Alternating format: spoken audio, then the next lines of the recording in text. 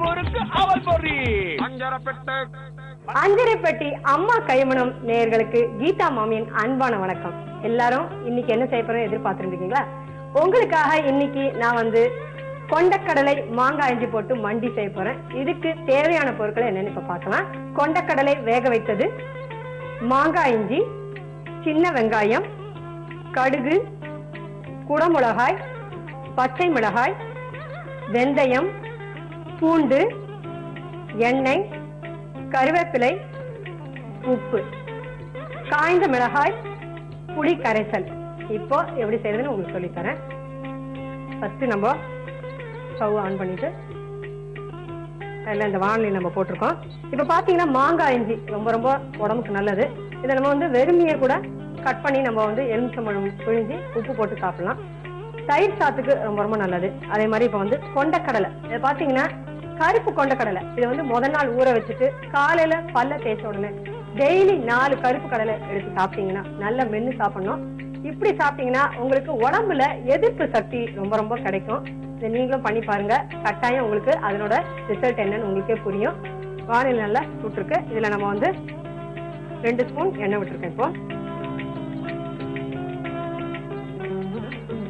இதுல கடுகு, அதே போல பச்சை மிளகாய், காரம் எவ்வளவு வேணுமோ அதுக்கேற்ற மாதிரி நீங்க போட்டுக்கலாம். இப்ப நான் வந்து 2 ஸ்பூன் போட்டுருக்கேன். இந்த பச்சை மிளகாய நல்லா சின்ன சின்னதா கட் பண்ணிக்கோங்க. அதே போல காஞ்ச மிளகாய், இதை வந்து கிள்ளாம அப்படியே நான் போட போறேன். ஒரு 2 போட்டிருக்கேன் நானு. வெந்தயம், அதையும் கொஞ்சம் இதுல கலந்துக்கோங்க. கருவேப்பிலை போட்டதுக்கு அப்புறம் சின்ன வெங்காயம், அதை நான் கட் பண்ணி வச்சிருக்கேன், அதோட சேர்க்க போறேன் நான். இந்த சின்ன வெங்காயம் நல்லா நம்ம இப்போ வதக்கிக்கலாம். மாங்காய் இஞ்சி வச்சிருக்கேன் இல்லையா, கட் பண்ணி வச்சிருக்கேன். இந்த மாங்காய் இஞ்சி வந்து தோலை எடுத்துட்டு நல்லா சின்ன சின்னதா கட் பண்ணிக்கோங்க. அதையும் இதோட சேர்த்துருங்க. குடமிளகாய் சின்ன சின்னதா கட் பண்ணி வச்சிருக்கேன்.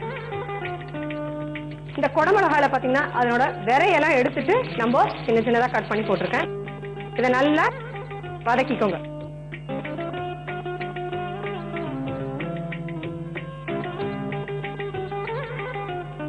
இதுல வந்து புளி, அதை நல்லா கரைச்சி விட்டுக்கோங்க.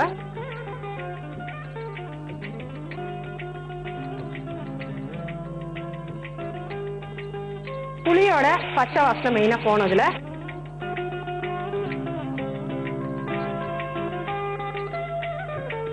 வெள்ளை கொண்டக்கடலை, இதை வந்து நல்லா வேக வச்சுட்டு அதையும் நான் போட்டிருக்கேன்.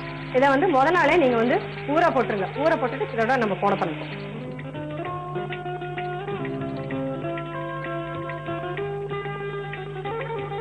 அதையும் போட்டு நல்லா கலந்துக்கோங்க. இதுல கொஞ்சம் நம்ம உப்பு, இதுக்கு எவ்வளவு தேவையோ அதுக்கேற்ற மாதிரி உப்பு போட்டுட்டு, பூண்டு அதுவும் கொஞ்சம் போட்டுக்கோங்க. போட்டதுக்கு அப்புறம் தண்ணி இதுல நான் விட போறேன். இது நல்லா எல்லாம் கலந்துட்டு நல்ல புளியோட பச்சை வாசனை மெயினா போனது. எப்பயும் பாத்தீங்கன்னா நம்ம வந்து இந்த கொண்டக்கடலையே நம்ம வந்து சப்பாத்திக்கு இப்ப வித்தியாசமா குழம்பு பண்ணிருக்கோம். இதுல பாத்தீங்கன்னா மாங்காய் இஞ்சி போட்டுறதுனால ரொம்ப ரொம்ப ருசியா இருக்கும். இந்த மாங்காய் இஞ்சியில கொஞ்சம் இந்த இஞ்சி எப்படி காரமா இருக்கோ அது மாதிரி அதனோட காரம் இருக்கும். அதனால நீங்க வந்து ரொம்ப ரொம்ப உடம்புக்கும் நல்லது.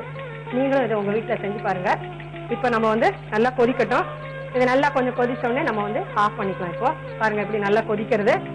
நான் இப்போ ஆஃப் பண்ண போறேன். இதை இப்போ இதை எடுத்து ஒரு பவுல் எடுத்து வச்சுக்கலாம்.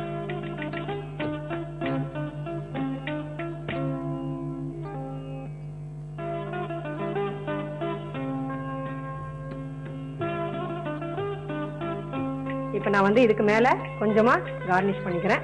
சுவையான கொண்டக்கடலை மாங்காய் இஞ்சி மண்டி தயார் எடுத்து இது எப்படி செய்யறதுன்னு உங்களுக்காக திருப்பியும் சொல்றேன். வானலில முதல்ல கொஞ்சம் எண்ணெய் விட்டுக்கோங்க. எண்ணெய் விட்டதுக்கு அப்புறம் கடுகு, பச்சை மிளகாய், காஞ்ச மிளகாய், வெந்தயம், கருவேப்பிலை, அதுல சின்ன வெங்காயம், மாங்காய் இஞ்சி, குடமிளகாய் எல்லாம் சின்ன சின்னதா கட் பண்ணினது அதையும் போட்டுடுங்க. கொண்டக்கடலையை முதல் நாள் ஊற வச்சு வேக வச்சுக்கோங்க, அதையும் போட்டுடுங்க. வதக்கின உடனே நம்ம அதுல கொஞ்சமா புளிய கரைச்சி வச்சு அந்த தண்ணி விடுறோம். தண்ணி விட்டோனதுக்கு அப்புறம் நல்லா புளியோட பச்சை வாசனை போகணும்.